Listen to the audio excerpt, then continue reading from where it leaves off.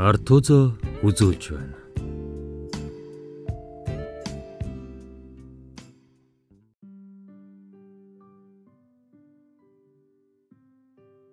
Зохиолч Жогногийн бямб сайхан. Зурагт Богино өгүүлэлэг. Залуу зурагтын удирдлага аваад сувг гүйлгэлээ. Тэгснээ дууг нь ихсгэж багасгахад гэрийн эзэн. Ямар нэг гэмтэл байхгүй. Гэмэн жаахан хуучин гэж хэлээд эхнэр өөдөө харуул түүний царайд арга ядсан байдал тодроод шаналсандаа уруулаа хазлан байлаа. Залуу одоо зурагтын өнгө дүрслэлийг нь тодруулж цайруулан төнхөж гарчээ.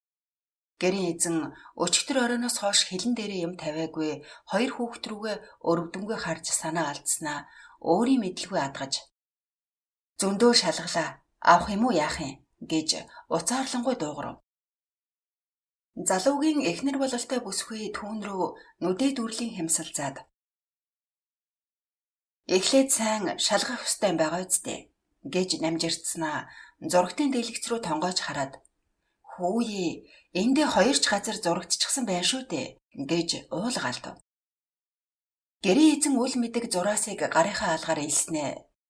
Хүүхдэл санаандгүй зурчихсан байх. Бараг анзаарахдаггүй байна хэмээн зовнингуй өгүүлээд эхнэрийнхээ төгссөн харцыг хармагцаа алгаа хөлөрхийг мэдрэв. За гайгүй юм шиг байна. Ярьсандаа 150 мянгад авъя гэж сая нэг залуу ам нээвэл бүсгүй. Дэлгэц нь зурагдчихсан юм чин жаахан мөнгө хасаач хэмээн түүний өмнөр хөндлөслөө.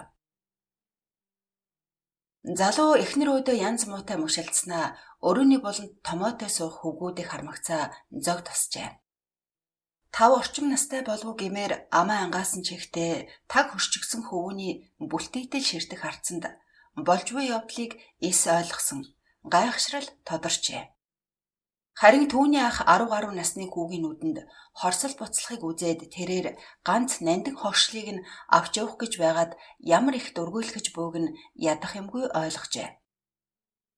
Тэгмэгц бушуухан төрөвчөө гарган бэлтчихсэн байсан 150 мянган төгрөгөө суг татаж гэрийн эзний сарвайсан гарт атгууллаа. Удирдлагыг нь халааслаад зурагтаа тэрч эхнэрээ өмнөө туусаар хаалга зүглэхдээ залуу зэрвсгэн эргэж харснаа зурагтгийн өрөө ханхай хүндий болчихдгийг анзаарчээ. Тэр мөртөө түүний араас нулимс цээлэгнэх нүдээр харж зогсох хүү өрөөг бүрч хоосон ил хул болгочих шиг хачин санагджээ. Хашаанаас гараад машин цуусан хойно залуу "Ёй, ямар эвгүй юм бэ? Чи тэр хүүхдүүдийн нүдийг харав?"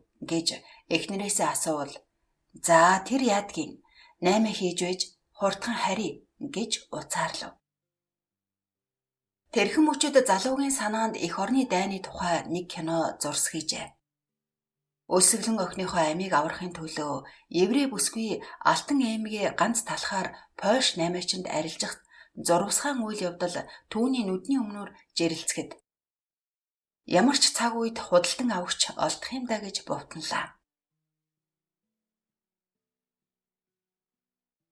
Хүүхдүүдийнхээ бүлтэлцэх нүднээс далтчих залуу гин хийчихсэн мэт тэрүүхэн тэндээ бөхтөгнөж. Эхнэр нь шүүрс алдан мөнгөө тоолохдоо юу авахаа дотроо эргцүүлж зогслоо. Нэг удаа эхнэрийг бичгэнж харагдахгүй юм. Онисоор байтал нүд өвдчихлөө. Том зурагттай болох юмсан гэж гомдлоход залуугийн цээжинд шар буцлаад тэр өдрөөс тамхиа хайж унааны мөнгөө хүртэл хэмнэн ойр зурхан газар бол туул ашигл дэгдчихдэг болжээ. Жил хэртээ сэм мөнгө цуглуулсаар 600 мянга хүрэхэд өмнөх зурагтнаас даруй 2 дахин том дэлгэцтэй хавтгай зурагт аваад гэртээ тэрсээр орж ирэхдээ хэмжээшгүй их ад жаргалыг мэдэрч байлаа. Хүүхдүүд нь дороод өвцээд л эхнэр нь түүн рүү бахархан хараад тэрч үнссэнсэн. Хизээж мартагдшгүй тэрхүү сайхан дурсамж нь өдгөө нэгэнт хүнийх болоод гагц хоосон уй гунгил сэтгэлд нь хуй салхиад л эргэлдэхэд зурагтын ёрдоох суур зүрх рүү нь явгхийн хадах шиг болж гэрийн эзэнд өлбөрч өгснээс өвчилж өгсөн дээрч байсан юм шиг санагджээ.